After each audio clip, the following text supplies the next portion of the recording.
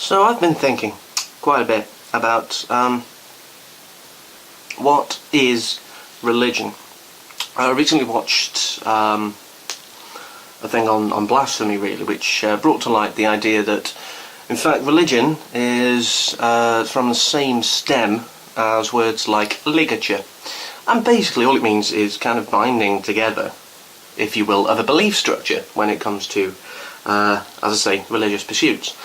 And that's kind of really quite a good, accurate description of it.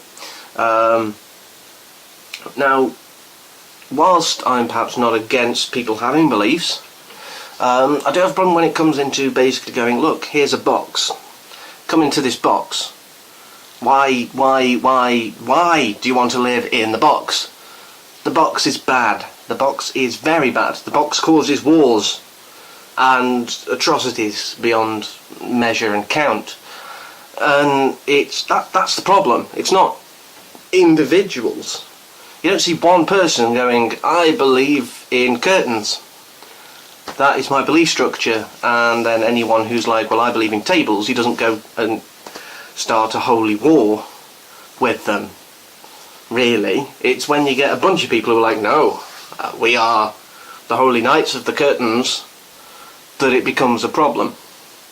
And I mean, obviously it's very aptly timed given the weekend that this is. Perhaps that was somewhat of a push, really, to kind of cement this idea. But it's kind of ridiculous, basically, when you think about it. I mean, yes, you know, have shared social experiences, fine. Have a belief structure, fine.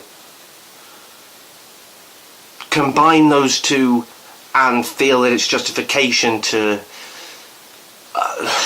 criminalise things, even in a supposedly secular country, or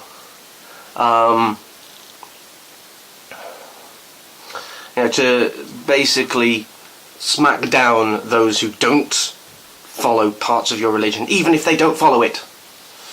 You know, it's stupid, really. And I think sometimes those who are perhaps more radical in those fields, unfortunately, are also the ones who seem to be gifted with a natural leadership ability.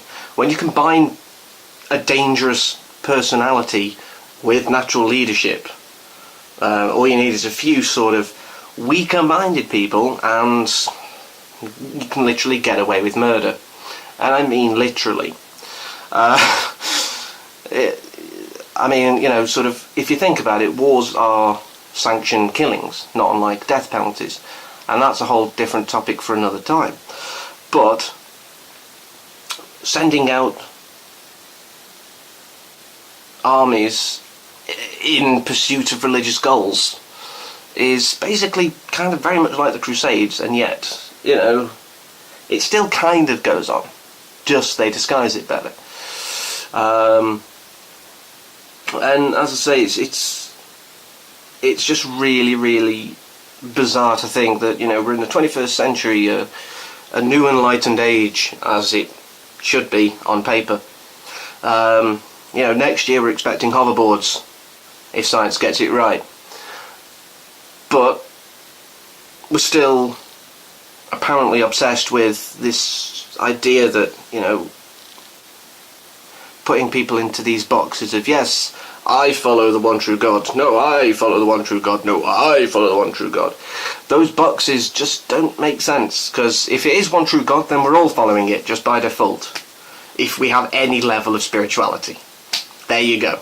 Simplified it for you. You don't need to have millennia of infighting, really. It's what it is. If you look at the big three, you know, JCM, Judaism, Christianity, and, well, Islam, technically, so it's JCI, but, you know, so shoot me.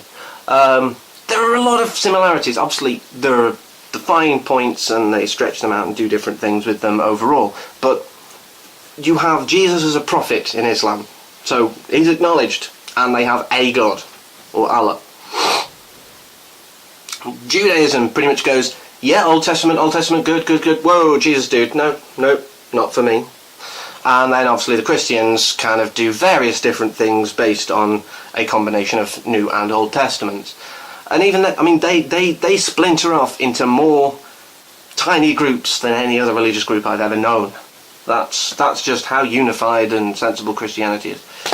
But really, they all come from the same core thing of one God who happens to sort of have a base in the Middle East, pretty much. And yet they're the ones who are always kind of fighting each other, possibly because, you know, you can't have three religions with the same basic core point. That's just naughty. Because apparently sharing's fine when you're kids, but you grow up and no more sharing, no, mine. So yeah, basically religion is bad, and it's just another way of cataloguing people and putting them in boxes so that when it comes time for, you know, politicians to lobby for votes and campaign for them, you know, they can just go, right, what demographic do we want to hit? Oh, these ones, right. So we're going after the Presbyterians. That's easy, they're in their Presbyterian box. That's all it is. That's literally all it seems to be. You know, you don't need to be in that box for shared worship. So yeah, religion, bad. But beliefs, good. So continue on believing if you want that there is a strange man in the sky with ubiquitous power, you know, who made everything in a week, which is pretty good going. Well, even considering the last day he had off. It wasn't even a week.